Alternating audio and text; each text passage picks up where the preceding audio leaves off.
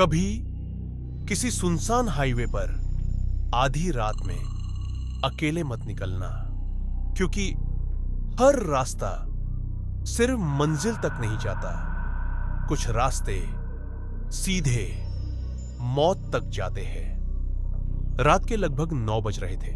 सर्दियों की कड़क ठंड में दिल्ली से राजस्थान की ओर निकला ट्रक नंबर RJ27 केबिन में धीरे धीरे गुनगुनाता जा रहा था। ड्राइवर रामेश्वर, जिसे सब रामू कहते थे, 30 साल से सड़कों पर था। बीहड़ रातें, खाली हाईवे, धुंध की चादर, सब कुछ उसके लिए रोजमर्रा का हिस्सा था। मगर उस रात जो हुआ, उसने उसकी सांसें रोक दी। पहला घंटा धुंध और सन्नाटा। जयपुर बाईपास पीछे छूट चुका था। आगे हाईवे पर धुंध इतनी घनी थी कि हेडलाइट की रोशनी भी चाकू की धार से कटे टुकड़ों की तरह बिखर जाती। ढाबों की पीली टिमटिमाती लाइटें कभी कभार दिखती और फिर निगलती अंधेरे में गायब। रात का सन्नाटा केवल ट्रक के इंजन और टायरों की सरसराहट से टूटता। रामू ने रेडियो टटोला, बस खड़खड़ाहट। उसने फोन का ब्लूटूथ ऑन किया, पर नेटवर्क एक आधा डंडे पर झूल रहा था। दूसरा घंटा, वह आकृति सड़क के किनारे अचानक सफेद सा एक साया दिखा, जैसे कोई औरत, उजले कपड़े, बाल खुले। रामू ने ब्रेक हल्का दबाया। दिल की धड़कन तेज हो गई। साया हेडलाइट की रोशनी में आया और फिर गायब। धुंध का धोखा, उसने खुद को समझाया। मगर गियर बदलते ही केबिन में ठंडी हवा का एक झोंका जैसे बिना खिड़की के अंदर घुस आया। उसने शीशा चेक किया, सब बंद। रीढ़ में सिहरन दौड़ गई। तीसरा घंटा, उल्टी चाल। हाईवे का वह लंबा बंद पड़ा सर्विस रोड वाला हिस्सा बदनाम था। पुराने बस एक्सीडेंट की कहानियां। रामू ने स्पीड स्थिर रखी।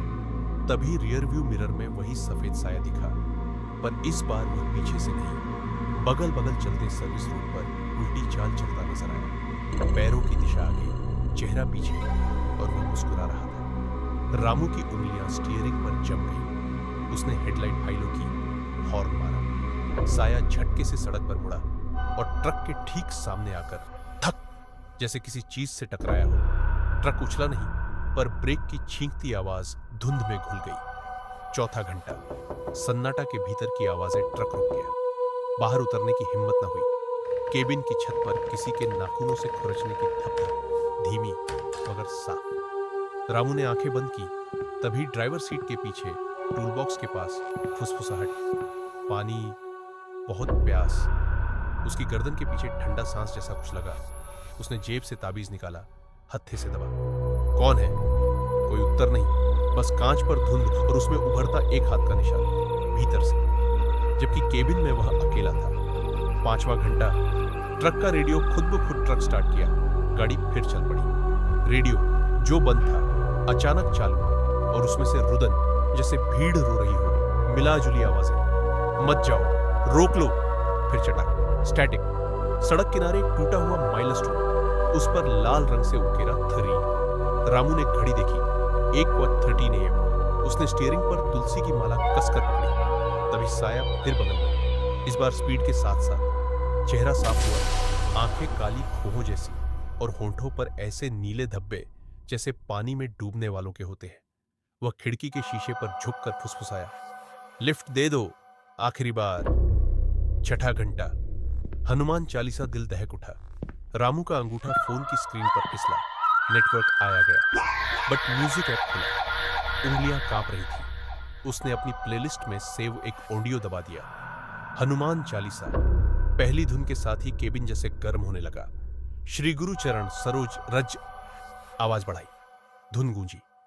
साया खिड़की से पीछे हटा, चेहरा विकृत, आंखें जलन से कसमसाई। मत बजा। खरोंचे अब दरवाजे पर, तीखी, बेसब्र। रामू ने गाड़ी की रफ्तार बढ़ा दी। जय हनुमान ज्ञान गुण सागर। शब्द जैसे पहरेदार बनकर केबिन के चारों ओर घूमने लगे। टायरों के नीचे सड़क की लकीरें तेज तेज भाग रही, धुंध जैसे किसी ने फाड़ दी हो। हेडलाइट की रोशनी लंबी हो गई।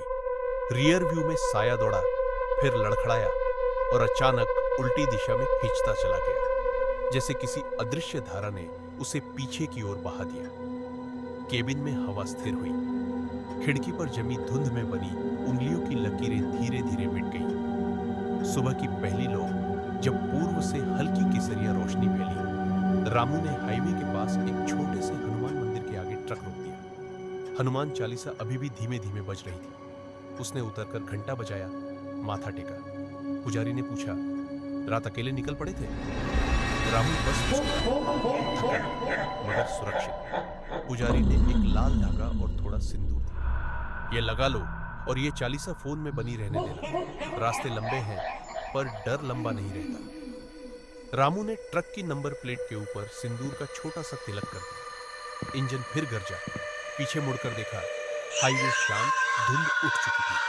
वह जानता था रात की वह कहानी उसके साथ रहेगी, पर अब उसके फोन में एक धुन थी जो सन्नाटे के भीतर भी दीवार बन जाती है। और कहीं दूर उसी बदनाम सर्विस रोड पर हवा में हल्की सी सरसराहट थी, जैसे कोई ठंडी हंसी जो सूरज की पहली किरण से घुलकर पूरी तरह गायब हो गई। अगर आपको ये कहानी डरावनी लगी तो लाइक जरूर करें।